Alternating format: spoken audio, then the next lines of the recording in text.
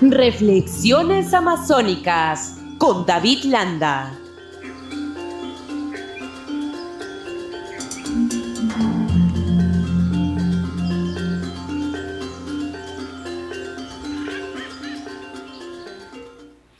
Saludamos a esta hora al ingeniero David Landa, ecologista, integrante del movimiento del colectivo Moyobamba 500 años. Qué gusto saludarte, David. Muy amable como siempre. Muy buenos días, mi querido José, y congratulado de esta nueva sección de reflexiones amazónicas gracias a RCR. Un abrazo. Tú siempre con una escenografía más impresionante semana a semana. Así que ya no me sorprende. Sí, y hay una figura fantasmagórica atrás. Así es. No, pero o sea, motivadora, sin lugar a dudas, esta escenografía.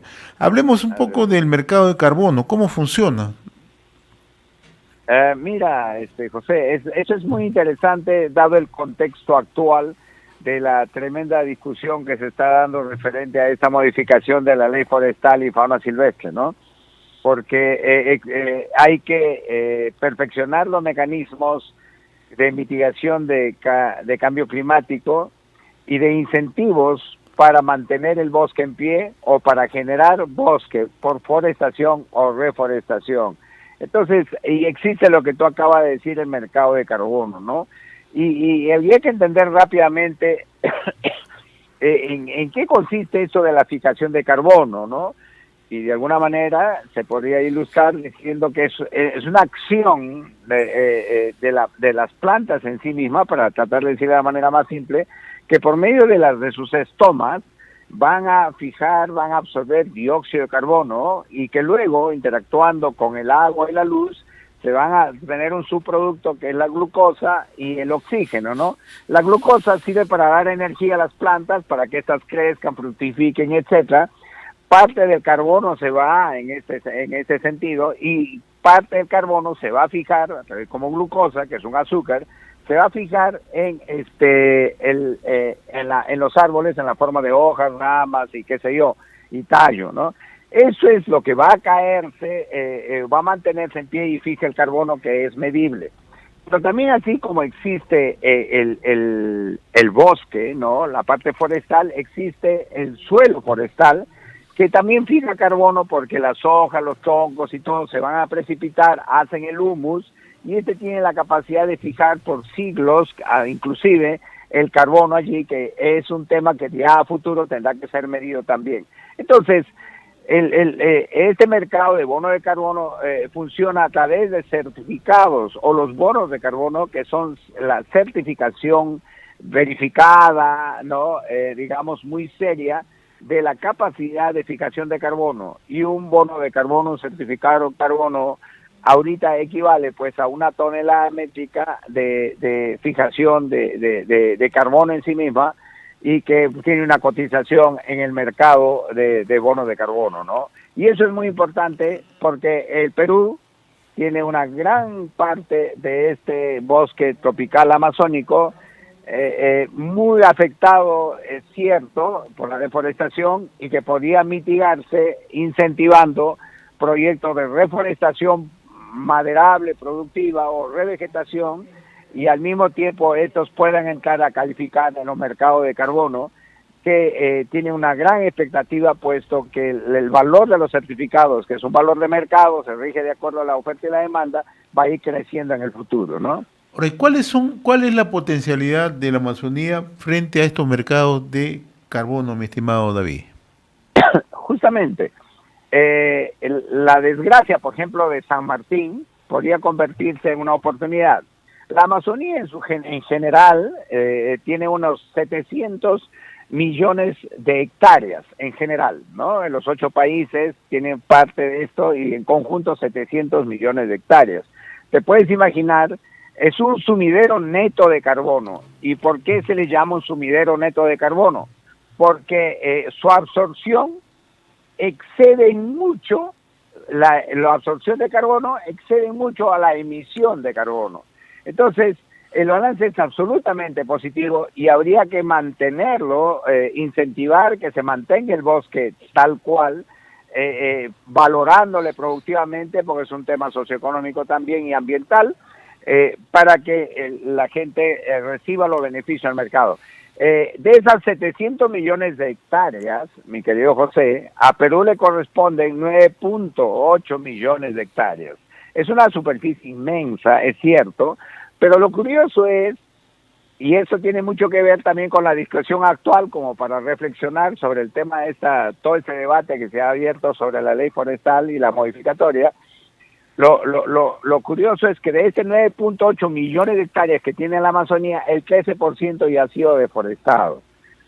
El 13%, que equivale más o menos a, 80 millones de hectáreas me refiero. 9.8 pertenecen a la parte deforestada y eso en realidad equivale a 2 departamentos de San Martín. Es impresionante, ¿no? Entonces, ahí viene la parte de un poco de conclusión de este párrafo, en el sentido de que toda esa zona deforestada de la Amazonía pueden ingresar a un mecanismo de incentivos a la forestación, reforestación, revegetación, y puedan entrar estos proyectos a los mercados de carbono. La reforestación, obviamente, tendría que ser con plantas de alto valor maderable, seguramente, porque al final generan bosque en sí mismo, califican como sumideros de carbono, mucho más eficientes porque son formaciones vegetales nuevas, y eso generaría una economía adicional a los que digamos, suman a estos emprendimientos de generación de bosque. Pero por el otro lado, para finalizar esta parte, es de que también hay proyectos que incentivan la conservación, que califican o pueden ser certificados,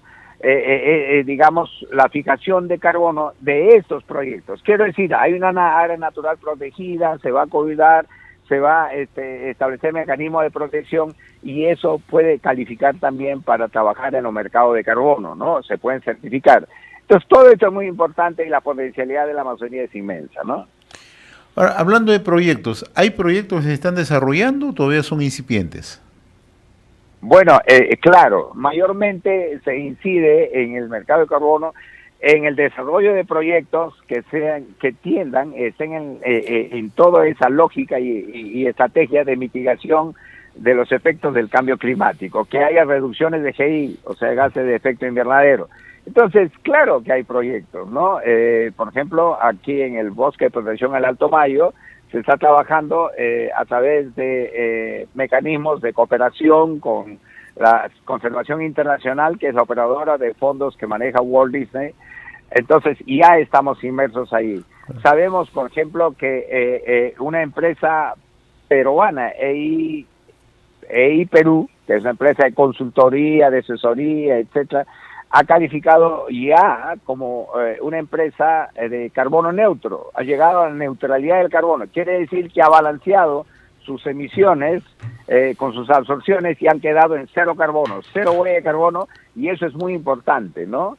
Y el Ministerio de Ambiente colabora, va un poco de la mano y va siguiendo el paso a todo este proceso a través de oficinas reguladoras que tiene el RENAMI, ¿no? El Registro Nacional de Medidas de Mitigación, que entra ya a manejar el mercado regulado del carbono, porque hay otro mercado que es voluntario, ¿no? Entonces el mercado regulado es el Estado que interviene para poner las reglas de juego, generar los canales digamos, de mercadeo de estos bonos y la certificación de los mismos, ¿no?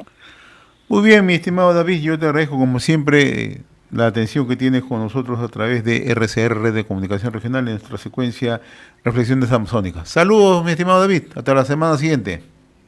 Hasta la semana siguiente, mi querido José, y que tengan un buen fin de semana. Muchas gracias. Muy amable. Conversamos con David Landa. Momento de irnos a una pausa también y regresamos con más en la semana a través de RCR, Red de Comunicación Regional. Reflexiones Amazónicas con David Landa.